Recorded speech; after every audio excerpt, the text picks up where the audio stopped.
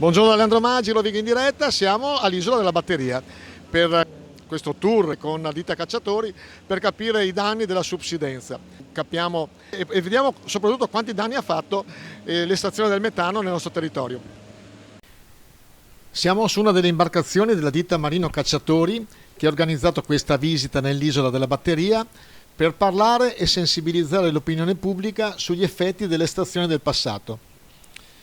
L'isola della Batteria è compresa tra i due rami terminali del Po di Pila, tra la busa di Tramontana Nord e la busa dritta Sud, formata dal corpo principale che deriva da una valle da pesca e da caccia e da un tratto lagunare antistante separati quasi completamente da un'arginatura.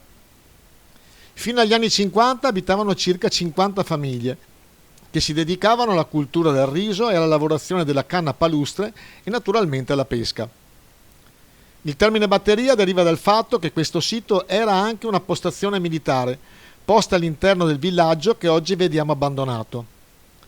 Oggi vediamo solo ruderi, case con tapparelle e bagni all'interno che fanno capire che fino agli anni 70 erano ancora abitate e da un'idrovora che fino all'ultimo ha cercato di bonificare questo territorio, che lentamente è sprofondato fino a 2 metri e in alcuni punti del comune anche oltre.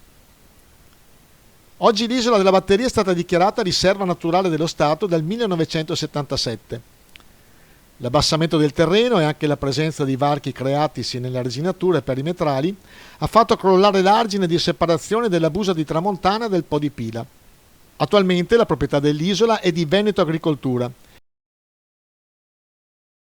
Sì, ringrazio Navigazione Cacciatori che ci ha permesso di fare questa bellissima visita, bellissima perché tra l'altro il nostro territorio rimane meraviglioso per la visitazione in qualsiasi stagione e in seconda cosa per far vedere gli effetti della subsidenza che ha creato negli anni le stazioni metanifere degli anni 50 e l'abbassamento del territorio. Abbiamo visto le case abbandonate in mezzo all'acqua che una volta erano aziende agricole e questo credo che dovrebbero vederlo anche i nostri ministri che hanno firmato il decreto, perché credo che sarebbe veramente importante e significativo essere sul territorio, viverlo e vedere di persona cosa succede. Credo che questa sia la dimostrazione che vale più di 1000 parole.